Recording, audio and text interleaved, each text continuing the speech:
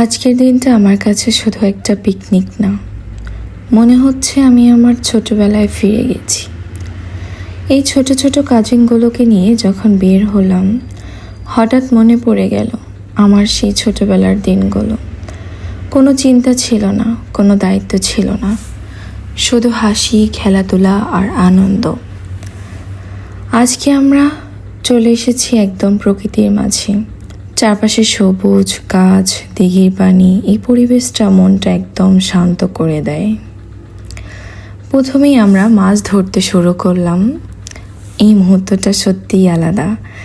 নিজেদের হাতে মাছ ধরা এটা শুধু কাজ নয়, এটা একটা অনুভূতি। তারপর শুরু হলো রান্নাবান্নার আয়োজন। মাছগুলো পরিষ্কার করে মশলা দিয়ে মাখানো, এই ছোট ছোট কাজগুলোতে লুকিয়ে থাকে আসল সুখ। মাটির চুলায় আগুন জ্বালিয়ে রান্না করা, এই জিনিসগুলো এখন আর তেমন দেখা যায় না, কিন্তু এই স্বাদ, এই অনুভূতি একদম অন্যরকম। ওরা সবাই মিলে কাজ করতেছিল, আমার কাছে এত পরিমাণ ভালো লাগছিল কি বলবো।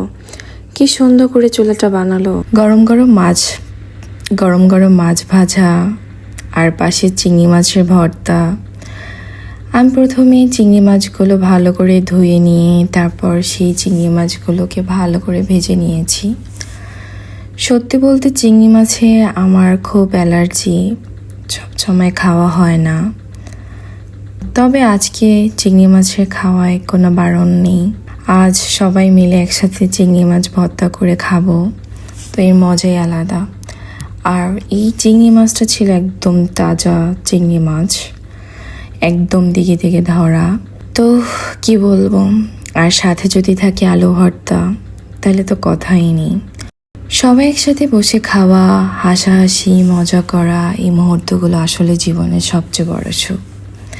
আর এই পাটায় বেটে যখন ভর্তা করা হয়, তো প্রত্যেকটা ভর্তার স্বাদ তখন দ্বিগুণ বেড়ে যায়। জানি না আপনারা কেমন পছন্দ করেন, কার কাছে কেমন লাগে, তবে আমি মনে করি সবার কাছে ভর্তা জিনিসটা আসলেই ভালো লাগে।